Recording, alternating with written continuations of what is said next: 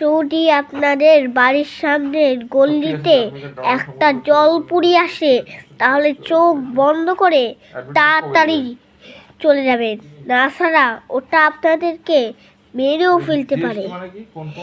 কারণ ওই জলপুরিটা কেউ না, ওই জলপুরিটা একদিন তার পানিতে গিয়েছিল, সে পানি থেকে নেমেছিল, তারপর সব দিনের জন্য কেমন করে মারা গেল।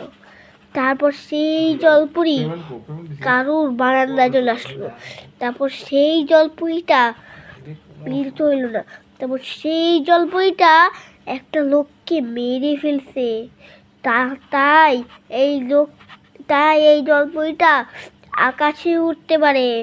আর আপনার বারান্দার সামনে এই জলপুরিকে যদি আপনি রাতের বেলায় দেখতে পান, রাতের বেলায় ভুলেও বের হবেন না, আপনার বিপদও হতে পারে। আসসালামু আলাইকুম।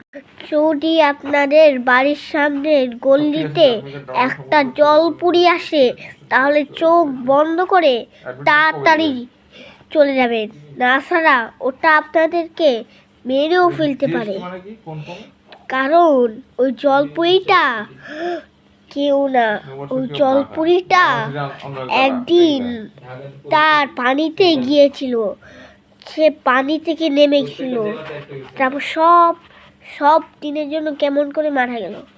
তারপর সেই জলপুরি কারুর বারান্দায় চলে আসলো।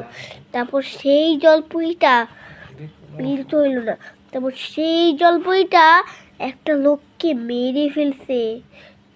তাই এই জলপুরিটা আকাশে উঠতে পারে।